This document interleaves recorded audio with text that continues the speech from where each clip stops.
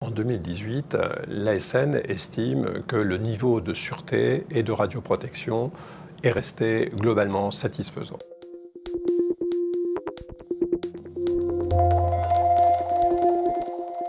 Je voudrais, en votre nom et au nom du vice-président Cédric Villani, accueillir chaleureusement le président de l'Autorité de sûreté nucléaire qui vient pour la première fois présenter ce rapport annuel. Le premier point de vigilance concerne la reprise et le conditionnement des déchets et les opérations de démantèlement. Ces opérations rencontrent encore trop souvent des difficultés qui conduisent à des retards importants.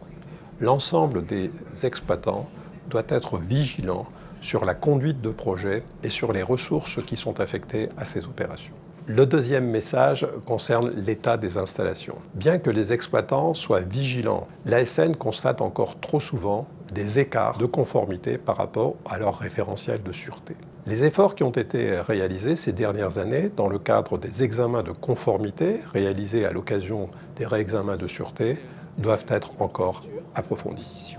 Public, c'est un plaisir, c'est un honneur de recevoir l'autorité de sûreté nucléaire travaillant sans relâche sur des sujets ô combien importants et ô combien scrutés par la société. Le troisième point de vigilance concerne le secteur médical. Dans ce domaine, le nucléaire est également utilisé, à la fois pour les opérations de diagnostic, dans l'imagerie médicale par exemple, et pour des opérations de traitement, comme la radiothérapie. Le nombre d'événements significatifs en radioprotection déclarés en 2018 a augmenté. Mais ces événements, le plus souvent de niveau 0 ou 1, sont sans conséquences cliniques attendues. Le nombre persistant d'événements significatifs pour la radioprotection de niveau 2 et les insuffisances dans les progrès attendus dans les pratiques interventionnelles radioguidées, lorsque le praticien, par exemple, utilise la radio pour guider son geste chirurgical, exige de la part des professionnels un renforcement des actions de prévention et dans la formation continue des praticiens.